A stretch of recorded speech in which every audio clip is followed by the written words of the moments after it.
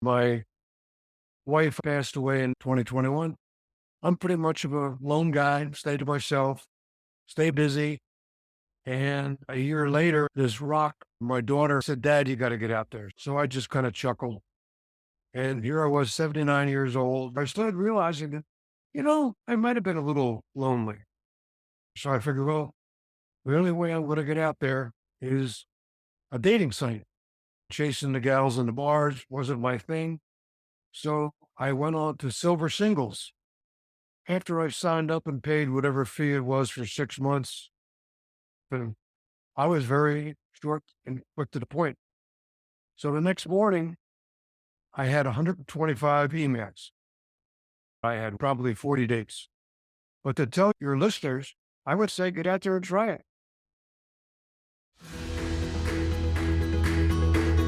This is Behind the Swipe, the podcast that takes you inside the lives of real men and women over 40 who have taken the plunge into the often murky and sometimes exhilarating world of online dating. Each week, we explore new topics through the experiences and expectations of real online daters just like you. I'm your host, Hoyt Prysock. Join me as we peel back the one-dimensional dating profiles to discover the real men and women behind the swipe. We all know the stereotypes. Once you pass 50, the love train has left the station. Romance and dating is for the tender generation.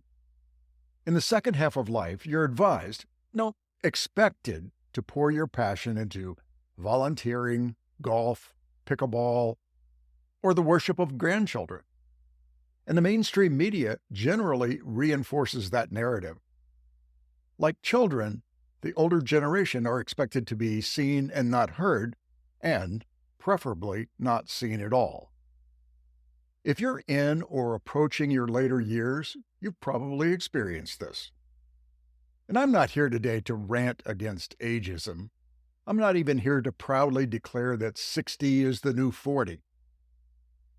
Yes, it's true that if you're older and in good health, chances are you feel 20% younger than your driver's license proclaims. And that youthful energy applies not just to physical and intellectual pursuits, but also to the search for meaningful romantic relationships as well. Television and films have been almost blind to this energized population of so-called senior citizen. Until now. Today, we're going to talk about ABC's newest reboot of the long-lived Bachelor franchise, The Golden Bachelor. Despite the sometimes kitschy and formulaic elements of this reality TV show, something important is happening. Older men and women are being shown for who they really are. Wise, funny, thoughtful, caring, and most of all, just like the rest of us, longing for the most basic of needs, love and companionship. I have been waiting for an opportunity to do this episode because I have been watching The Golden Bachelor. Having never watched any of the Bachelor programs before, it was a new experience for me. And I found it fascinating in so many ways. And some of you listeners of ours had sent to me a blog post that was posted on Medium about the hopefulness that the program embodies. And that blog post was written by Sheri Jacobs. And I reached out to Sheri and I said, hey, Sheri, come on this program. Let's talk about The Golden Bachelor. So I am so pleased to have Sheri Jacobs with us today. Sheri is the author of The Friendship Diet. I'm going to get you to talk about that in a little bit here. She is a voiceover actor. She is an actress. She's a blogger, and she works in education as well. Sheri, it's a pleasure to have you here. It's a pleasure to be here, Hoyt. Thank you for having me. I was So floored when I heard that you were interested in hearing more about the thoughts behind The Golden Bachelor from my perspective. you were telling me you're 50 years old, right? And Yes. you are yourself a single mom. And so hmm you may or may not be involved in the online dating world, which is where most of our listeners are involved somehow. They're in their 40s, 50s, and beyond, and they're Mhm. dating online. And so, what I thought was fascinating about this program was that, for the most part, people over 50, especially in media, are put aside, right? They are extras, essentially, to the story and dismissed in a lot of ways. And here was really the perfect opportunity to highlight not only the energy level, the enthusiasm, the caring, and the intelligence that these people are bringing with their lives, but also contrasting that with a lot of what goes on in media today, which is uh, a little bit of plastic, right? Like putting on an air. And these people, I didn't see that, right? Especially The Bachelor, Garrett. Yeah, Garrett, Sheri. he was totally authentic to me, right? Mhm. And I felt like, well, this is a person who's really in touch with his own feelings and embraces the fact that he's got some age on him and Mhm. he's living his full life here. And I just found that really exciting. But I wanted to hear, Mhm. Sherry, from you because you were inspired to write about this. And I want to hear about how you came up with this idea to write a post about the show and what it really meant to you. Yeah, I was never a big fan of the original Bachelor. Um, but and I am in a relationship with someone, and over the years has said, "Oh, watch the Bachelor with me. Watch it." And I'd watch it and I'd want to vomit because there wasn't any depth to it. And so he said, watch this." And I said, "Oh, I don't know if I want to watch this." And he said, "It's different. You'll see." So we watched it together, and he knows me so well. I was very open-hearted about it. It gave me hope. It gave me palpable hope to see, as you said, Hoyt, these dynamic, vital, intelligent men and women who were willing to be vulnerable.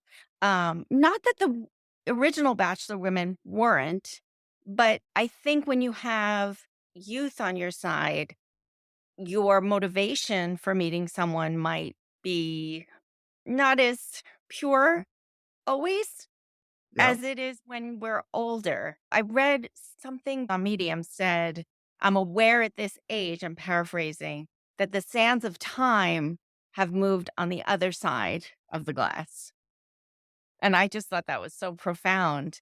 And I think when we are older, whatever older is, whatever we perceive, not what society deems, but what we perceive as older, you realize the clock really is ticking. It's a wake up call. And so you're less likely to embark on a show like that where you really have put yourself out there unless you have genuine, pure motivation. And like you said about Gary is putting himself out there, they just want love. And isn't that what everyone wants? We all want to know we matter. We all want to have that sense that we belong to someone special. But I think when we get older, and this is what attracts me to the show, it becomes a lot more distilled and apparent as opposed to when we're younger, where we're just like fresh peaches off the vine. I remember myself in college. I was a hottie. I was like, "You're good. You're good. I'll go out with you. I'll go out with you," because you're getting all this attention. And you don't even know where to look first. And then suddenly you're the other woman, like, yeah, Yeah. not that lady. The one next to the old lady, the hot one. So when your perspective shifts, so does the show. Yeah, I agree with that. And I think that they've gotten past that point where they care that much about what society really thinks, right? Yeah. Which is a beautiful thing, right? Because it allows them to expose who they really are in Hmm. ways that maybe they couldn't have done in their 20s, 30s, and 40s, right? They just couldn't have done Exactly. that. I also admire their humanness. This is an article that will be coming out shortly. I'm working on it now from yesterday's. But the vulnerability that still pervades us, even when we have a very different looking exterior than we did at 20. And the articulation and the awareness of that vulnerability that comes with it. One of the women, Leslie, I don't know if she's 65 or 70, she is so good. Every episode now, she says things that are very aware of what she's feeling. Like when she didn't get picked on the talent show we saw in the last episode, in yesterday's episode, and you see her acknowledging her hurt that she wasn't Mhm. chosen, which is a very normal human emotion. But simultaneously, and this is maturity, she's able to say, but I'm very happy for Joan who got picked. To be able to hold two conflicting emotions in your heart is a wisdom that the world needs to see. What a great model for people in their 20s and 30s. I absolutely agree with you. As a matter of fact, I wanted to share with you a little bit of an interview that I did with a woman named Fiona. And Fiona is older than the bachelorettes Yeah. on the show, Yeah. but she has so much energy and so much enthusiasm for life that I just thought, all right, I've got to talk to her for this episode. So let's hear from Fiona. I started out by asking her about her age and where she was in life. I'm 80. I'm old. I finally can say I'm old, but I'm not going to let it have me. It can't have my life. I still want my life. I really want to delve into some of these things. Everything I've read says that enthusiasm comes from living life fully. So maybe I just came into the world wanting to live life fully. My husband and I were wonderful friends and we loved each other deeply, but we were not good partners.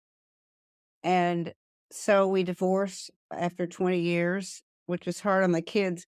But we were such good friends that we stayed friends and raised the children together and did holidays together when that worked with his new wife. We stayed friends until he died 5 years ago. Really close friends. We talked a couple of times a week. And I was on Match.com for 25 years and they kicked me off because my credit card ran out and nobody told me. So I went into the profile and poof, it was gone. I have a group of Rice girlfriends, 12 of us, but about half the group is in the same place I am, enthusiastic about life and still going at it. And the other half, I don't know, they just have gotten quiet. I'm going to squeeze the last bit of juice out of my portion of life that I can squeeze. So you mentioned being on Match 20 years ago or so. Tell me how relationships with men differ today than they were for you 20 years ago. Oh, really, really, really different. I'm different, for one thing. I decided I was going to learn to do intimacy, and which means telling my truth. And um, I didn't do that 20 years ago. I did what I was taught to do, which was to let the man have the sort of superior position. Although verbally, I would tell you that I didn't believe that was right. But to have a relationship, it was necessary. I don't have a relationship right now. It may be necessary, but my truth is my truth, and I've learned to say it nicely, and when something bothers me, I can say it very nicely. And Mhm. if somebody can't do that, a lot of people are, especially men of my generation, that they just don't know how to do it. Not that they can't be taught if they want to be. Mhm. And I don't mind teaching some. Yeah, I mean, I'm a therapist, so I teach people about intimacy all the time. But we didn't do that much back then. We didn't do that much in most of my life. Mhm. This is a thing of the last 20 years that we've started focusing on more intimate ways to communicate. Wow, Sheri. She brings up some really interesting points. And the first thing that stuck out for me when I was asking her about these men that she was dating that were in her cohort, right? Right. That many of them are still sort of stuck in that 1950s and 60s kind of mentality, kind of an inherent patriarchy kind of thing, Hmm. right? This dominance and subservience kind of roles that were common back in the day. And you can feel that she's moved past that. And her complaint is that not many of these guys have really moved past that. Well, Gary on the show clearly has moved past that. He has, but at the same time, I will say, I he's just as kind and compassionate as ever, and he's human. We're all flawed. I mean, we're all imperfect, and that's where compassion reigns supreme, right? Compassion for ourselves and compassion for others. There was some verbiage that came out of him that I was like, "Come on, Gary, you're amazing." But he didn't realize it. I don't think he was cognizant of it. But there was a scene where one woman, I'm not giving anything away, she says, "Thank you for picking me." She's gushing. She's so happy she got picked. And that was making me cringe Yeah. because I don't even need to explain it, right? And then Jerry, I'm not giving anything away, but he says, "You earned it." It made me nauseous. I call them vomit moments, but we all have vomit moments. And the fact is that if someone were to point that out to Jerry and the woman, their behavior, they'd say, "Oh no, I didn't mean it like that." Because we all have that 1950s, 1960s virus in us. It's getting more diluted with each generation, but we have to be vigilant. We're human. We're a product of our environment. How many times do you get to your office and you wonder, how did I get here? It's muscle memory, right? Right. And the Right. same is true for the way we behave. We can consciously say, just like Fiona said, "Now I'm not like that." But even she said, but there are times where I would speak up and say, "This is wrong. This is the patriarchy." But I would do something that contradicted that. Or go along with it anyway. Yeah. Go along with it anyway. Yeah, Clearly, we're all enjoying the people on this show. you very much. Yeah. But I think we have to say that the premise is a little bit, much to believe, right? I mean, well, first of all, nothing works that way in real life, right? Oh, It's like, no, you well, don't get a budget. You don't get a mansion. You don't get cameras on you. There's the ring. And I think there's a certain personality spectrum that is yeah, attracted to being in the ring like that. I don't have that. The concept itself is distasteful to me that you're going to market your love life out there. But at the same time, just, you can have more than one feeling at a time, just like we were yeah, talking about at the beginning.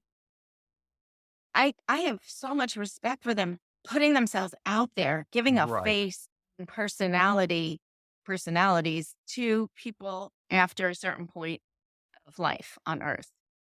Well, That at the takes end of the courage. day, the show is a game show, right? It's like, It's yeah, and it's intended to be entertainment, and it is. It's very entertaining, right? yeah, But the underlying premise is that all of these women would automatically accept whoever the producers choose as a bachelor to have some kind of an intimate relationship with.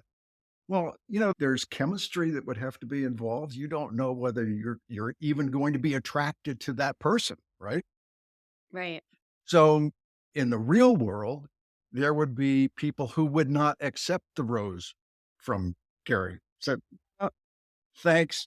Good luck to you. You're a sweet guy, but you're just not my guy, right?" Right. And and that's not going to happen, I think, largely because they're all pre-selected for willingness to go along with the entire premise. Right. And I believe that at the end, it's understood that there's a potential for engagement to get married. That's not something I would sign up for because you can't compartmentalize and put love on a time slot at, Eastern Standard Time once a week. It's like, no. Right. Right. In concentrate form, right? So, and concentrate what right. And that's the other thing. We're only seeing the parts the producers want us to see. I'm yeah. sure a ton is edited out. One of the reasons, again, that I wanted to choose Fiona for this episode was that I saw in Fiona the same kind of enthusiasm and just a life affirming force from them that I see in a lot of the women there. So who among those women do you really resonate with? Who are you seeing out there that say, "Oh, I really feel like this is the genuine article"? Out of all the women, Ellen, the one from Florida, Oh, right. Yeah. and Why? I think he's most attracted to her. And we evolve, you hope, as we age. And he even says, again, no spoilers, but she puts on a gown. And he said, she looks beautiful. I'm paraphrasing, but it was her smile that lit up. And I'm so attracted to her sense of humor. Life is so serious. If you can't laugh with someone at the end of the day, I mean, that's what we really want. When we're young, we look at that surface of things like, oh my God, he's so cute. And we both like the same colors, but over time, we want to be able to connect with someone because of the life we've lived. And humor is a wonderful antidote to pain. It's a wonderful balm to any kind of trauma or challenge that you've had at some point in the slings and arrows of life. But Ellen, I just adore her because she's so genuine. I mean, out of anyone else, she has no angle. Whereas the other women, there's like a very beautiful, she has great teeth. She's a wedding planner. And I'm like, a lot of them, like they're on. And you could feel in this episode, again, no spoilers, but I'm sure I won't shock you if I tell you that the green monster emerged in this episode. Oh, good, good. A little bit of that anyway, right? Well, it I wouldn't. mean, how how can you Just not? because they're older with more experience and wisdom doesn't mean they're not human. You put anyone, I don't care, you could put Andy in that situation.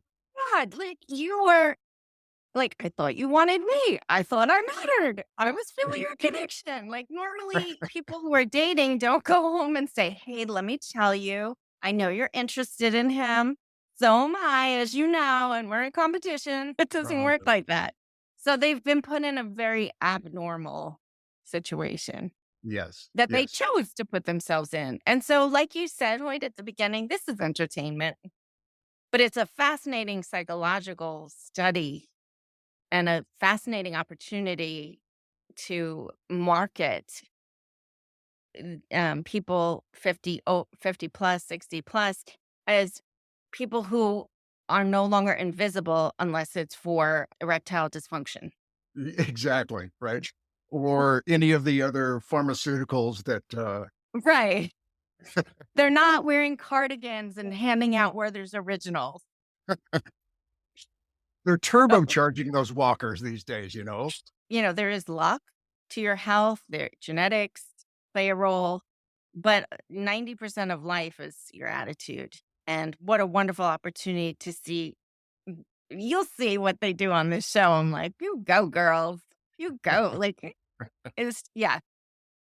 So this is probably a good opportunity to take a quick break. And when we come back in the second half, I want to hear a little bit more from a recording that I've done with Fiona, where I ask her about how she would advise herself of 20 years ago and men of 20 years younger than she is.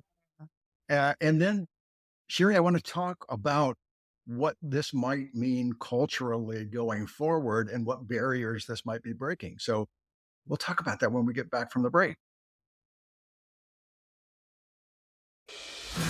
A couple of weeks ago, I had the pleasure to attend Podcast Movement, which is the annual podcaster conference that occurred this year in Denver, Colorado.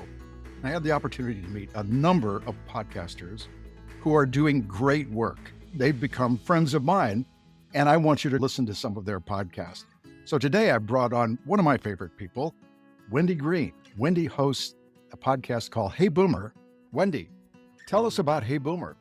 Hey Boomer is a show for those of us who believe that we are never too old to set another goal or dream a new dream. I talk to guests from all over the world about changing their lives, the transformations that they go through, some of the adventures that they take. We learn about health and dementia and dating and all kinds of things that are of interest to people that want to stay active and involved and engaged in life well into our 60s, 70s, 80s, and beyond. And you've got how many podcasts now? I have 156 podcasts now. Whoa, congratulations. Thank you. Hey Boomer, it's available wherever you get your podcasts. And her site is online at heyboomer.biz. So we are back on Behind the Swipe. And today my guest is Sheri Jacobs. Sheri is a writer. She is an author, an actor, and she's active in education. So welcome back, Sheri. It's great to be back here, Hoyt. Thank you. I Thank can't you for wait to having dig me. into some of this stuff. But before we do that, Yeah. tell me about this friendship diet book that you've written. I want to hear about that. Well, thank you for asking about it. The long title is The Friendship Diet. Clean out your fridge, get real with yourself, and fill your life with meaningful relationships that last. The epiphany behind it was the divorce of my husband. And I found myself using phrases in my head like, I'm hungry for connection, starving to feel like I matter. It was a toxic relationship that I just couldn't digest. I thought it's interesting how these ideas about food and nutrition and emotion are percolating in my mind. And I thought, well, there's something here to explore. And writing has always been therapeutic for me. So I just decided I would write something no different than a blog post, like The Bachelor. And I started writing, where are my empty calories? And I noticed that famous quote by Einstein kept coming to mind. Insanity is doing the same thing over and over again, but expecting different results. So my 20s and 30s were spent just, God forbid, I was alone. I always had to have someone. I went from one monogamous relationship to another. And I didn't explore the inner terrain of my heart, or in this case, my fridge, my emotional fridge. So the book is a series of vignettes about this analogy, this metaphor between emotional nutrition and edible nutrition, identifying the empty calories in our lives. People can find the book at Amazon or on It's your on website. Amazon. It's on Amazon, on Medium, on my website. So let's talk about the Golden Bachelor again. And to tee that up, Fiona was talking about some of the opportunities and challenges that she was having. And given her perspective from 80 years old, I wanted to ask her what advice she would give to her younger self. This is what she said.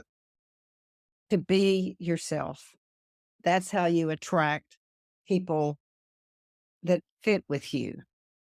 If you're dating men who keep going away, they're not the right people for you. You haven't found your tribe. If you be yourself, you attract people. Then I have a prospect right now. You attract people that like living out in the open, who like being themselves and can relax around other people and just be who they are. Well, And that's great advice. It's harder than it sounds, but every day you can make another little step toward being who you are. What is it you want? What is it you need? Knowing your needs and asking for them is really important. And does that advice, I mean, clearly that applies to both men and women, It does. but what specifically would you say to men in that situation? Because you've got some experience in what they are and aren't doing right. Well, so many people have a list of 10 things, 20 things, 30 things that I want in a partner, and they go by the list.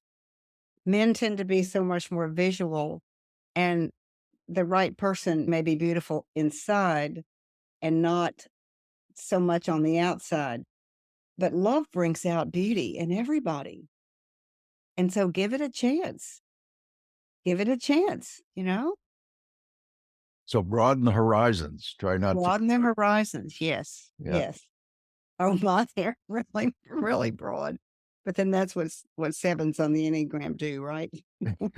So Sheri, what do you think? What do you think about that advice? I saw you nodding there. Oh, absolutely. And I love how Fiona acknowledges that's not always so easy, because life gets you can end up down the rabbit hole. But like she said, it's taking those steps every day, checking in with yourself and saying, what do I want? What do I need? And articulating those needs. Because Mhm. otherwise we end up in that echo chamber and we end up having a fight with our partner or a potential someone, and they weren't even in that conversation. That was all you in your own head. And you laugh because Absolutely. we've all done it. Yeah. Absolutely. Yeah. Yeah, We come with our because own oftentimes if stories. you're So in a conflict like that, you've already done 2/3 of the battle in your own head, right? You're exactly. so you're coming at it and you're trying to bring this other person in like 2/3 of the way into the whole logical process, right? Impossible.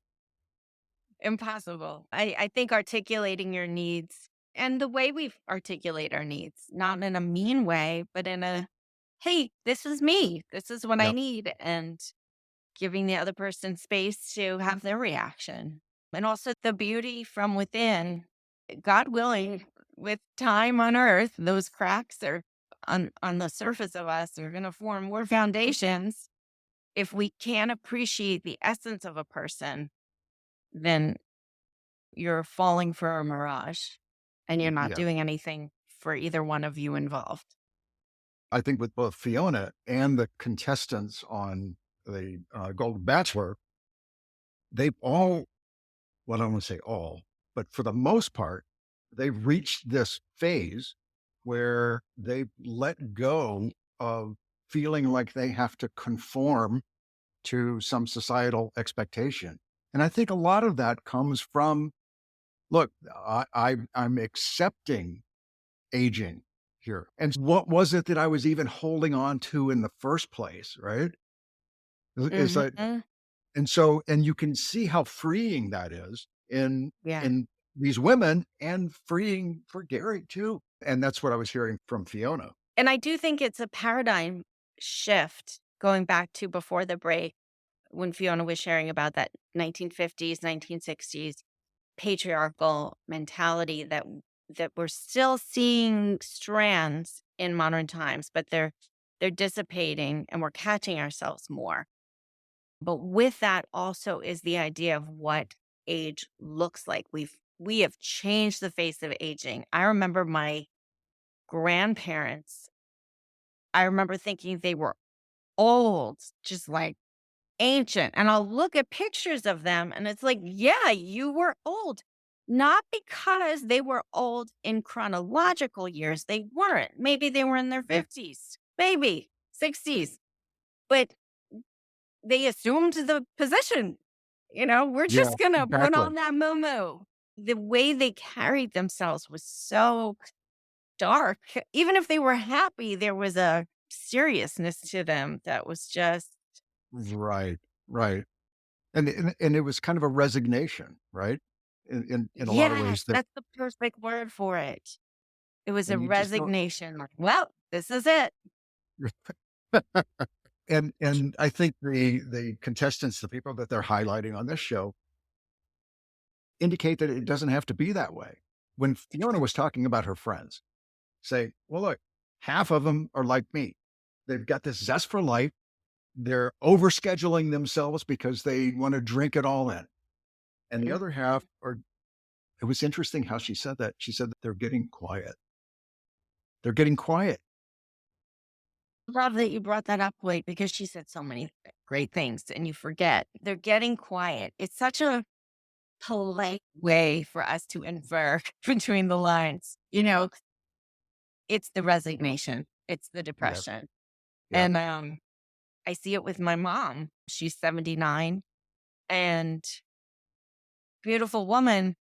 I keep pushing her to watch The Golden Bachelor to cheer her up. But there's this resignation about her. And Yeah. I think you can have that at 30, you can have it at 80. You get to decide. And I love the way Fiona describes it. I want to just drink the last drop. I want to just squeeze it because this life is a gift. Yes. And they've Yes. done studies that your perception creates your reality again and again. If you tell yourself, oh my God, I have a tickle in my throat and it's going to become a cough next week and I'm going to have to take off work the following week, it will manifest most likely. Whereas if you say, okay, I have a tickle in my throat, whatever, well, it's probably allergies, you're much more likely to get over whatever that little thing was. Attitude creates behavior. Behavior repeats itself. 100%. And back to the stage here, so much of the media that we experience today is trying to usher older people off the stage, right? Oh, let's make room for the next younger, beautiful generation. And fine, you don't have to fight that, but you don't have to accept that either. And that's what's affirming, I think, about the Golden Yes. Bachelor. So, Sheri, is this any kind of a watershed for media in a way that might permanently change things, or at least change the tack here and show that these people are still as active and sometimes more active than their younger Yeah. cohort? I definitely think so. When you look back at the Golden Girls, right? We had a little peek of like, oh, they're living together. They have all these great relationships, but they still were.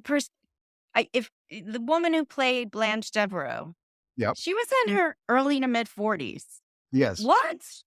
What?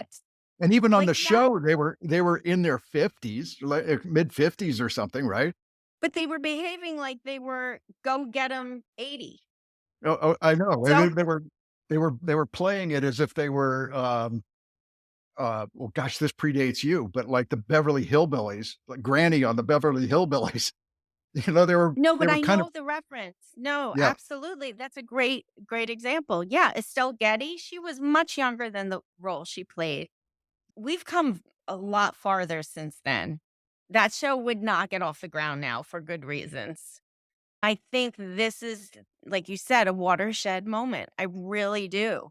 And anytime you have a watershed moment, you get strong reactions. And I have gotten strong reactions from people on Medium. Everything from, oh, I love this, it's celebrating women, to how could you say that? This objectifies women. Okay, it objectifies both genders if you really want to go out like that. I mean, he's objectified as the handsome 71-year-old. You put yourself out there, you're objectified. Done. Whether you're Yeah. 10 or 100, you're objectified as soon as you go on TV. But I know that those kind of comments means I've hit a nerve and there's something underneath there. And that's when we grow as a culture. Why is this hurting? Why is this hurting? What's that? Uh-huh. What's that about? Uh-huh. Yeah, what is that It- reaction from, right? That's a little bit deeper reaction than you would normally expect. yeah. Yeah. It was the same with the Barbie movie, Yep. right? Why are we reacting this way? Well, because it's beyond the humor and entertainment. You're talking about gender roles and you're questioning those gender roles. So you can say all you want about how I'm evolved and blah, blah, blah, blah. Then why are you having such a hard time with seeing these powerful women in their 70s and 80s? If you were to say to me, Sheri, you have great brown eyes, and I would say, well, thanks, but Yeah. they're blue. If you kept insisting my eyes were brown, I wouldn't get angry with you because I know Mhm. my truth. But when we have a culture that's in transition and you present the hope of the Golden Bachelor, you're going to get reactions because it's hitting a nerve on the pulse of society. Are we ready to embrace this idea that men and women after a certain age are vital, sexy, intelligent, powerful people. Yeah. I wish I could talk to you about the third episode, but you haven't seen it because I wanted to bring up an example of that, but I'll hold off. Well, do it. I mean, by the time we air this, everybody will have had an opportunity to do Oh, this. okay. Okay, so So go ahead. there was an episode where I think her name is Joan. She was chosen and she's hitting it off with Gary, really sweet. They're great. Everything's wonderful. She gets a call or a text rather from her daughter that her daughter really needs her. Her daughter had given birth a couple of weeks before and had a C-section. So she doesn't want to leave because she knows that means his attention's going to be diverted somewhere else. So I talked about this with my boyfriend, and he said, I think Joan should never have even been on the show because she knew her daughter was giving birth. That should be her priority. And I said, well, I disagree. I feel that she's entitled to be a grandmother, be there for her daughter, and she's entitled to be on this show. And he said, no, it's selfish. And I said, well, that's your opinion. And I disagree. And I think just to be able to have these conversations are healthy. Yeah. Because we're not going to always be on the same page as our partner. He feels I'll change my mind someday, God willing, if I become a grandma. First of all, I would never want to be on the show. So no. But I say, why not? Like, yeah, okay. She was there for her daughter's birth. She left and now she's going back. She should never have been there. So I think whenever you have a show like this, you're going to have judgment. And I think that's what life's about. These are growing pains of society, these ideas, Yeah. because my boyfriend is 57 and he grew up with the man and the woman are home. Yeah. And I'm 50 and I grew up with a much more liberal, let people do what works for them as long as they're not hurting someone. I don't care. Your childhood upbringing affects your belief in where a woman's place is, including the grandma. Because as a woman, I thought, well, of course, she should be able to pursue this with this man. She gave up her all those good years raising kids. This is her time to finally have time for herself. But he didn't see it that way. He said, this is her time to be a grandma. Right. You could make the argument that it wasn't her that was being selfish, it was the daughter. You could, absolutely. Yeah. Yeah, because I would tell my mom, like, go and have fun. Like, you're on a national show. You go, girls. Yeah. I mean, this is a once in a lifetime opportunity for these people in a lot of ways. Exactly. Right? Yeah. Exactly. You can make that statement about a grandchild. They're going to be around. Well, that's just it. It's, and I think it's just this kind of conversation surprised me. When I think it surprised my boyfriend, I think he was like, well, obviously, she shouldn't have even tried to be on the show. And I'm like, well, obviously, if she wanted to be on the show, she should be on the show. And we're not going to break up over it. It's just, it's just being willing to have those honest discussions with someone. And I think that is a micro of what's going to go on in the world with this show. So, Sheri, it sounds like you were surprised to have enjoyed the Golden Bachelor as much as you did. Like, Yes. tell me about your expectations going into it, and then where you ended up, and what surprised you about your own reaction. I assumed it would be Hollywood making fun of older people. Like, oh, that's so cute. You remember in The Wedding Singer? And then a hip and a hop. I thought it was going to be like that. And instead, it has, considering it's a reality Hollywood-based TV show, it has gravitas. It packs a thought-provoking punch. And yes, there are shallow moments, especially as the show goes on. But again, the people tuning into this are not living in a polygamous community. And so they're not used to this idea of one man and all these women. It just, It's rife with drama, and that's what sells in Hollywood. So that is going to be regardless of age. But I do like that the older demographic is getting airtime that is not devoted to derogatory, oh, that's so cute. He can't get into a bathtub without a special hand holder. I do like that these women are entering talent competitions that we saw in episode 3, and they're terrified to perform some of them. And they're like, what? I'm going to do it. And they put themselves out there and they say things like, I'm still here. I'm still alive. And their talents ranged as much as their personalities. And you see them jealous. They're human. That doesn't make them bad. It makes them real. It's part of the human condition. So guess what? That doesn't go away with age. You just learn how to honor it, I guess, handle it. You're Yeah. not throwing a temper tantrum on the floor anymore, but maybe you are inside. I don't know.